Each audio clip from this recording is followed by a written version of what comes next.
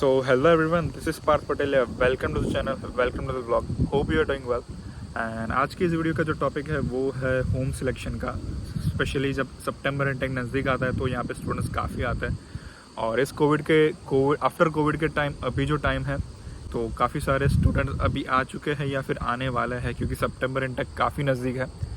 सो ये वाली इन्फॉर्मेशन आपको सेविंग्स के बारे में मैं बताऊंगा क्योंकि सेविंग्स अगर आप होम सिलेक्ट करते हो, कहाँ रहना है, कितना रेंट देना है या फिर आपका जो घर है उसके आसपास कौन कौन सी फैसिलिटीज़ होनी चाहिए ताकि आपको दिक्कत ना आए, तो ये सारी इन्फॉर्मेशन मैं इस वीडियो में देने वाला हूँ.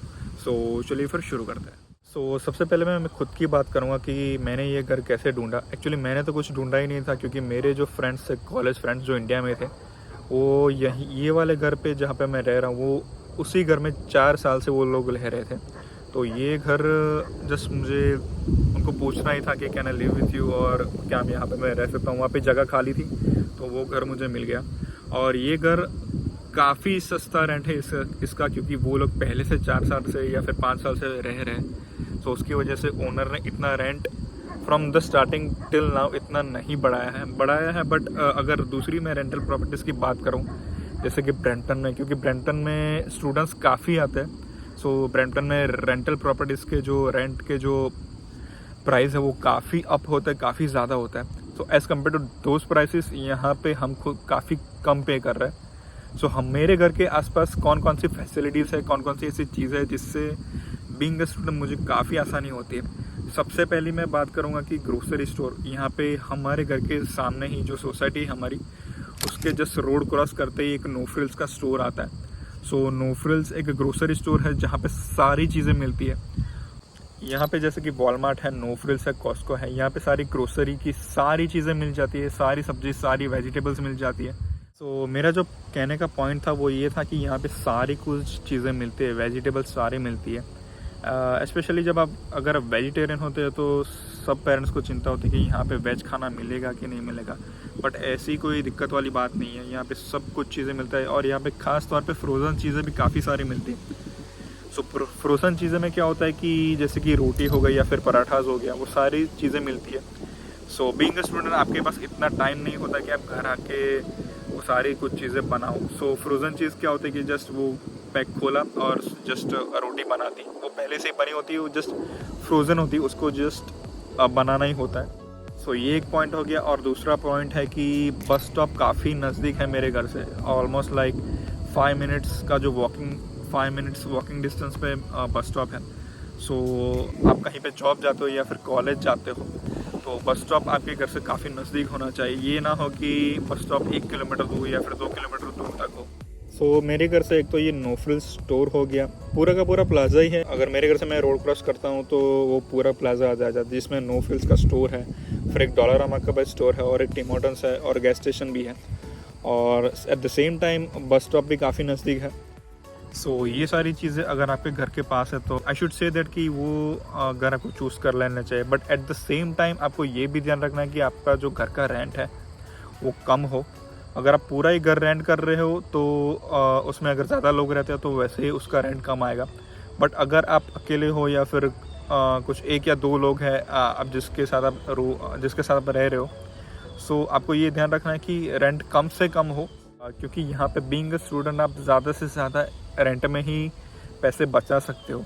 वो 100 से लेकर $200 तक भी आप बचा सकते हो. कैसे?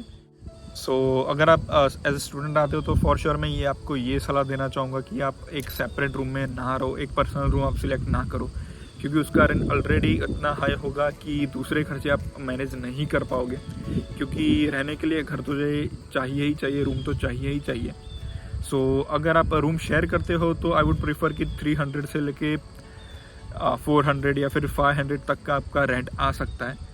$400 के अराउंड अगर आपका एवरेज बैठता है रूम के रेंट का तो it's good, it's very good. क्योंकि $400 पर प्लस यूटिलिटी या फिर इंक्लूडिंग यूटिलिटीज़ मिलता है तो वो बहुत ही अच्छी बात है.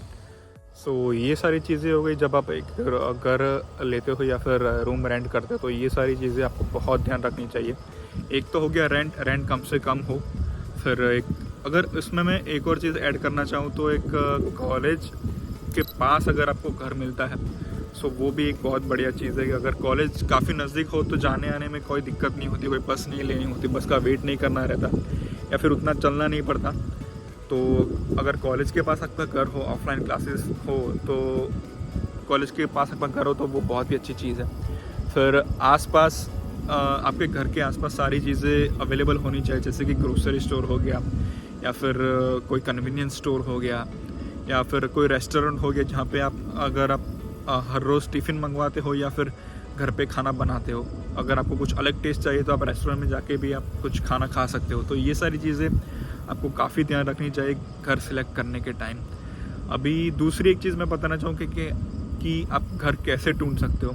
एक तो सबसे बड़ी चीज़ होगी आपका रेफरेंस। अगर आपके कोई फैमिली फ्रेंड्स, आपको कोई फैमिली मेम्बर है या फिर कोई फ्रेंड्स है जो कि पहले यहाँ पे पहले से ही रह रहे हैं, सो उनको पूछो या फिर उनके साथ रहो, तो वो एक बेटर चीज़ होगी। या फिर दूसरा एक ऑप्शन होता है, ये यहाँ पे किजीजी करके एक वेबसाइट होती है या फिर फेसबुक मार्केट प्लेस है, वहाँ पे भी आप काफ़ी घर ढूंढ सकते हो। काफ़ी आप सीधा ही सर्च कर सकते हो कि rental room in Brampton area, rental room in under $300 या फिर under $400, so near this area या फिर अंडर दिस 300 या $400, ऐसे करके आप सर्च करोगे तो फॉर श्योर आपको घर मिल ही जाएगा। और ये सारी चीज़ें हो गई और आप यहाँ पे आ गए, सो अगेन फिर जो चीज़ आती है वो है आपके रूममेट्स या फिर आपके जो होममेट्स होते हैं वो लोग अच्छे होने काफ़ी फ़ायदेमंद है। वो लोग अच्छे होने चाहिए या फिर उनका जो नेचर है वो हेल्पफुल होना चाहिए, क्योंकि ये सारी चीज़ें आपको बहुत अफेक्ट करती है। एक घर का अंदर का माहौल भी कैसा हो, वो सारी चीज़ें भी काफ़ी डिपेंड करती है कि अगर वो अच्छी हो। सो ये सारी चीज़ें अगर आप ध्यान में रखते हो तो आपको अच्छे से अच्छा घर फॉर श्योर, थोड़ा टाइम लगेगा बट मिल ही जाएगा। तो आई होप कि ये वाली छोटी सी वीडियो आपको अच्छी लगी हो, काफ़ी इन्फॉर्मेशन आपको रिसीव हुई हो। सो इसी के साथ मैं ये वाली वीडियो ख़त्म करता हूँ। मिलते हैं नेक्स्ट वीडियो में, तब तक के लिए अपना ख्याल रखिएगा, अपने लोगों का ख्याल रखिएगा। मिलते हैं नेक्स्ट वीडियो में। सी यू, टाटा, बाय, टेक केयर। एंड सब लोगों का काम है टूटना, आप सबने देखो सही। पीस।